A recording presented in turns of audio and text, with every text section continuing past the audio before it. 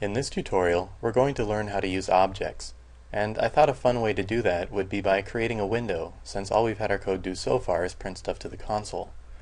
So to get started, let's close our loops.java file, right-click the default package, select New Class, and we'll call this Objects, and click Finish. And let's create our main method by typing the word main, pressing Ctrl spacebar, and hitting Enter.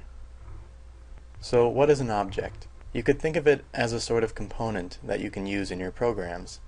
In our case, we're going to use an object that will create a window for us, and then we can do whatever we want with that window. The idea is that we don't need to be concerned with all the code that goes behind creating the window itself. All we need to learn is how to use the object that sets it up for us. So creating an object is going to look much like how we've created variables in the past. For example, if we were going to make an integer variable, we might type int number equals 5.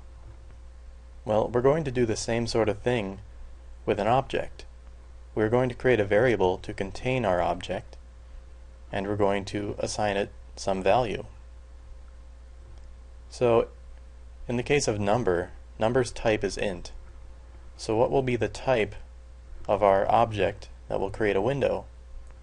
Well, it's a type that Java has available for us to use, and it's called JFrame. So if we type JF and then press Ctrl spacebar, you'll see this pop-up window of things we can choose. And what we're interested in is the JFrame. So if you double-click that, it will autocomplete for you, and now that is the type of our variable. So we can say the type is JFrame, we'll call the variable window. And now, how do we initialize an object? Before, with all the data we've worked with, we've had numbers and text. But this time we have this sort of complex idea of a window. And how do we create a window? Well, it's actually quite simple. All you have to do is type equals the keyword new, and then followed by the type, and then parentheses after the type. So we have JFrame window equals new JFrame, followed by parentheses. And now we have created an object and stored that object in our window variable. Just like here, we have the number 5, and we're storing that in our number variable. So now that we have this window created, how do we use it? Well, it turns out that just like how you would call methods that you write, you can call methods on objects. And the way you would do that is to type something like our variable name window and then dot. And now you'll see this huge list pop up, and it will tell you all of the different methods you can call on our window object. And the one we're interested in right now is setVisible. And if you type setV, you'll pretty much get it, and you can autocomplete it by hitting enter or double-clicking it. And now it expects some parameter. It tells us it's a Boolean, and it gives us options. So we can just go ahead and select true and place a semicolon. So now we've created a window, and we've set its visible property to true. And now if we were to run it, we'll see up here that a window actually popped up. So we can close that, and let's look at what other methods we can call on a window. Let's go before we make it visible and type window.setSize. And now there's two different choices for set size. One expects a dimension d, and the other one expects an int width and an int height. That one sounds simpler, so let's choose that. And now, how wide do we want our window to be? Well, for width, we could put 800, and for height, we could put 600, put a semicolon after it, and let's run it again. And now you can see we have this much larger window. So what else can we do? Well, let's try window.setTitle. This expects a string, so we'll put in quotes, and we'll call it my window. And once again, put a semicolon afterwards, and let's run it again. And now you can see the window pops up and it now has a title of my window. Now this is sort of the basis for object-oriented programming, where you create some object and you can call methods and set properties on that object to make it behave in a particular way. And you can use all kinds of different objects and put them together in different ways to ultimately create the application you're trying to make. So let's keep all of our code together here.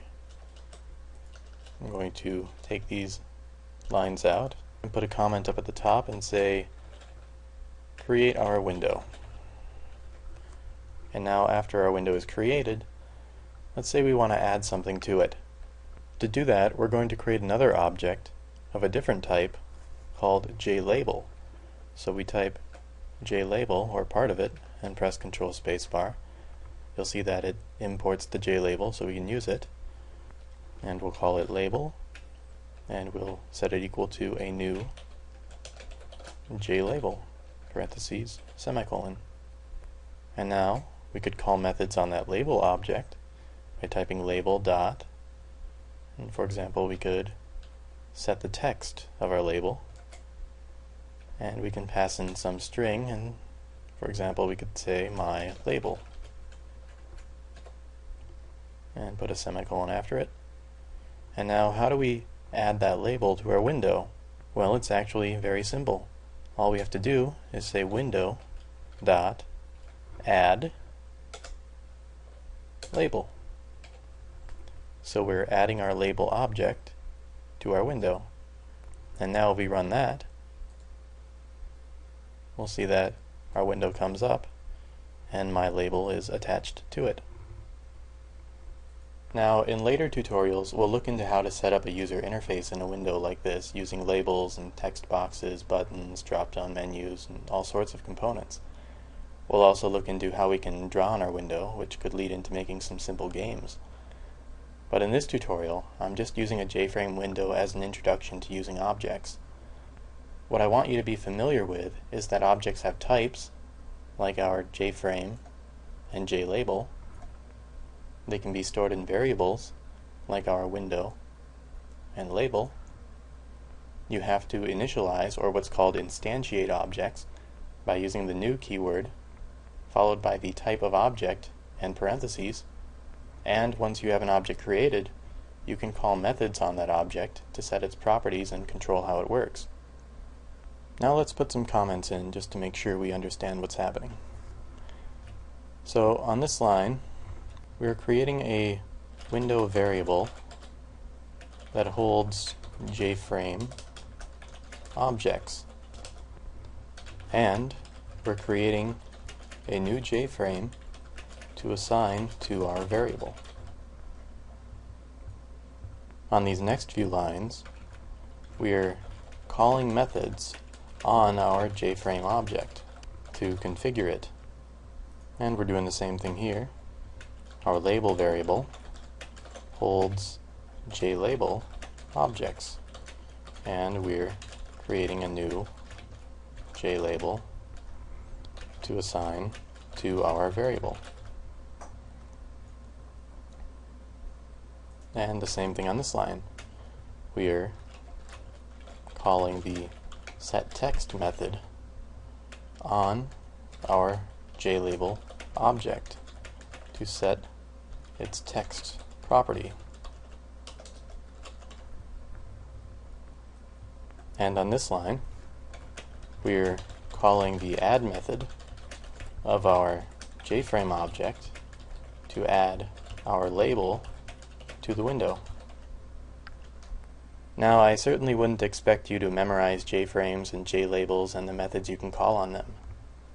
My experience has been that I don't even know many objects exist until I have a specific need that I end up doing a search on. Then I might find some examples to use as a starting point and figure things out from there. And keep in mind that once you've created an object, you can type the variable name and a dot, and you can see this list of everything you can do with that object. A lot of learning how to program is just experimentation, and it's really simple to learn about various objects and what you can do with them by using this code assist feature.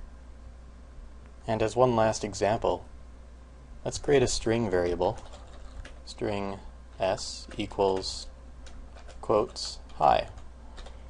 what we actually created there was a string object. This is just a convenient way that Java allows us to create a string object. And just like other objects, if we were to type s dot, we'll see all the things we can do with our string object. Now, we'll delve deeper into just what an object is and how to create our own objects in future tutorials when we cover more about object orientation and object-oriented programming and design. But now you should know how to create an object and how to use them. Thanks for watching.